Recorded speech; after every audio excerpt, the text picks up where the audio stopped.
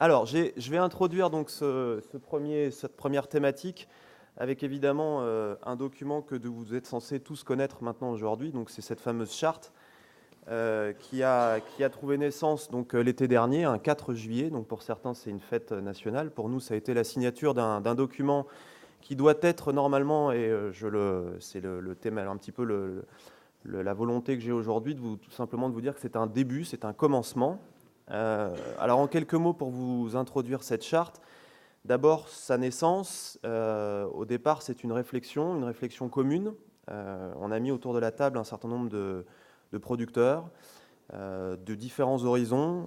Il y avait évidemment l'ensemble on dirait des sensibilités de la Bourgogne, puisque toutes les ODG étaient représentées autour de cette table.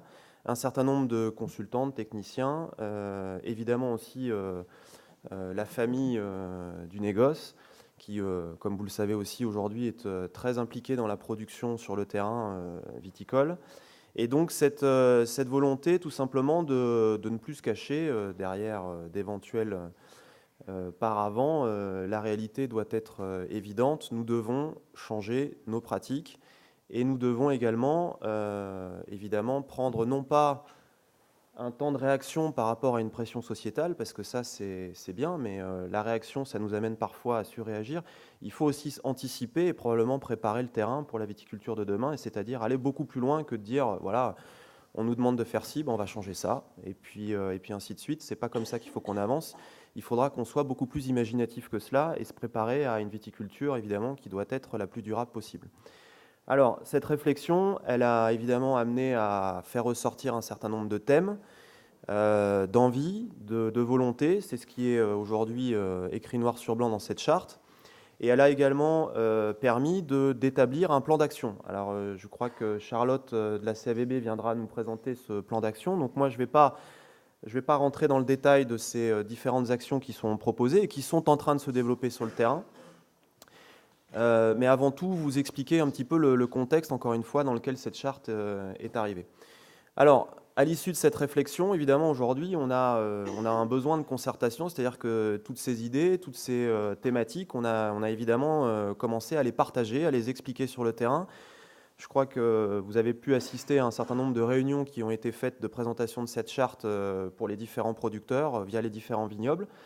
On est content aujourd'hui de voir une salle qui se remplit, parce que c'est parfois un petit peu déroutant de voir que sur des sujets aussi fondamentaux, finalement, on n'a pas réussi parfois à mobiliser tant que ça. Donc c'est toujours très, très important pour nous de voir que petit à petit, la prise de conscience est encore possible. Il faut bien comprendre que voilà, ça, pour certains et probablement pour tous ceux qui sont là, c'est une évidence.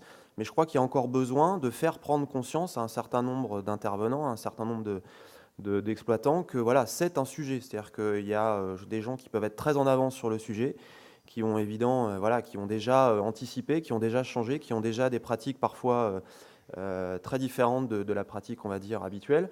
Mais il y a aussi des gens à l'autre extrême qui considèrent que ce n'est pas un problème, qu'il n'y a pas besoin de changer et que voilà, les choses vont très bien comme elles sont. Donc il y a vraiment aujourd'hui, je dirais, des sensibilités qui peuvent être très diverses. Donc le rôle aujourd'hui, je dirais, du porte-parole et de tous ceux qui portent cette charte, quel qu'il soit, c'est encore une fois, bien sûr, de la mettre en développement et de commencer à avoir quelques actions pratiques, mais c'est aussi, et j'insiste là-dessus, encore une fois, d'éveiller les consciences, de faire prendre conscience que c'est un sujet, parce que on veut évidemment tirer un maximum de gens vers des pratiques plus vertueuses. Alors, une fois qu'on a parlé de réflexion, on a dit concertation, il va bien falloir évidemment parler d'action, puisque il faut que ça se traduise par des changements. Alors, je dirais que c'est ce qui cristallise parfois les craintes des uns et des autres, c'est de se dire que voilà, tout changement induit évidemment voilà, des remises en question, parfois des conséquences qui peuvent être évidemment économiques, parce qu'il ne faut pas raisonner uniquement technique, on ne parle pas uniquement d'itinéraire technique. Quand on parle de protection de la vigne, on parle de production, on parle de volume, on parle donc de durabilité économique. Toutes ces questions-là, elles doivent être abordées. Il s'agit voilà, d'essayer de réfléchir, d'être inventif, encore une fois, d'être curieux, d'être très ouvert. La réflexion au départ qui a permis de créer cette charte, elle a été de qualité parce qu'elle a mis autour de la table des gens de sensibilités très différentes, d'horizons très différents, de familles différentes.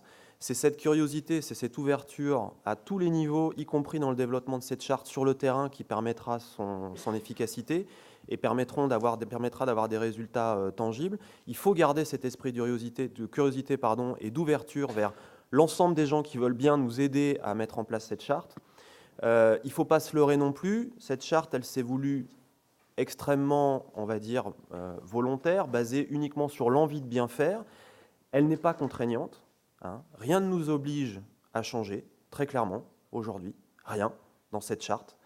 Il faut bien avoir en tête que si on ne change pas, on n'aura plus le choix, parce que certaines personnes vont le décider à notre place. On a notre destin en main, on a très envie de bien faire, il faut le changer, je le répète, pas uniquement parce que la société nous impose de le faire. Je pense que c'est aussi fondamental de faire comprendre aux gens que nous sommes les premiers à vouloir bouger, nous sommes les premiers concernés par ces sujets-là. Ce n'est pas seulement de se dire que c'est tous les gens qui vivent autour de nous qui nous font changer. Non, je pense qu'on en est les premiers conscients et on a vraiment envie, nous, de changer en premier. Mais par contre, c'est vrai que si ce destin aujourd'hui nous appartient, il faut être très clair, dans une version 2 de cette charte, ou dans un certain nombre de réglementations qui pourront évoluer. J'ai encore lu un article, vous êtes sûrement tous abonnés à La Vigne. Quand vous lisez un article qui vous explique que 85% des produits phytosanitaires que vous connaissez aujourd'hui vont disparaître à échéance 20 ans, 85%, y compris, et là je lancerai les débats, on parle du cuivre par exemple, ça vous fait quand même réfléchir sur ce que vous faites aujourd'hui et ce que vous aurez à faire demain. Voilà. Donc bien sûr que les pratiques doivent changer. Ce n'est pas uniquement d'ailleurs la protection phytosanitaire, c'est tout. Et encore une fois, c'est pour ça que j'ai parlé de modèle aussi économique, parce qu'il faut bien avoir en tête que c'est un ensemble qui devra changer. Si par exemple un certain nombre d'appellations sont aujourd'hui évidemment dans un équilibre qui est parfois très fin, très juste, je pense à certaines appellations régionales, il est évident que valoriser ces appellations-là pour dégager évidemment une valeur ajoutée plus importante, pour permettre d'être plus innovant et plus ambitieux dans ces pratiques, ce sera une nécessité. Hein. L'un ne va pas sans l'autre, c'est-à-dire qu'on ne pourra pas demander à ce que les gens changent leurs pratiques si le modèle économique aujourd'hui il est mis en danger, évidemment. Voilà, donc cette charte, encore une fois, aujourd'hui, elle n'en est qu'à ses balbutiements, c'est une belle envie. Maintenant, il faut effectivement la mettre en action. Évidemment, le travail a commencé, donc Charlotte vous en parlera. Il a commencé essentiellement par le fait de partager cette charte, encore une fois, de la montrer à un maximum de monde. Si cette charte n'est pas encore votre livre de chevet favori, sachez qu'elle est distribuée gratuitement ici encore ce matin, donc vous pourrez repartir avec et la lire en profondeur. Mais encore une fois, je le répète, ce n'est qu'un début, et ce début, même si on a très envie évidemment que les choses avancent vite, on va devoir compter sur tout le monde et l'ensemble de la mobilisation du terrain. Donc c'est évidemment par chacun d'entre vous, avant tout, que cette charte trouvera évidemment sur le terrain des résultats. Voilà.